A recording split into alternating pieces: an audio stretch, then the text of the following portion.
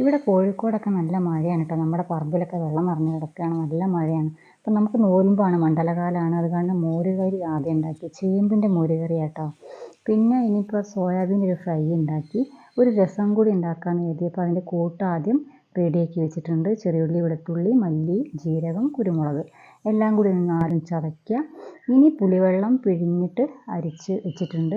നമ്മുടെ പറമ്പിലുണ്ട തക്കാളി കേട്ടോ. അപ്പോൾ ഇനി ആദ്യം ചട്ടിയിൽ കടുക് വറുത്തിട്ട് ഉലുവയും കടുകും കരിവേപ്പിലയും കൂടി മൂപ്പിക്കുക. ഇനി നമ്മുടെ ചതച്ചത് ചേർക്കുക.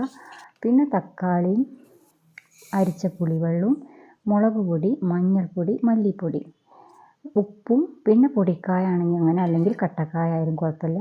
എന്നിട്ട് ഒരു 10 മിനിറ്റ് ചെറു തീരെ നന്നായിട്ട് അടച്ച് വെച്ച് തിളപ്പിക്കുക. അപ്പോൾ നമ്മുടെ ടേസ്റ്റി രസം റെഡി ആയിട്ടോ. അപ്പോൾ രസം ഉണ്ടെങ്കിൽ ഞാനൊക്കെ ആണെങ്കിൽ അത് മാത്രം കൂട്ടിയ ചോറ് കഴിക്കുക. അപ്പോൾ എന്നെപ്പോലുള്ളവർ കമൻറ്റ് ചെയ്യൂ കേട്ടോ.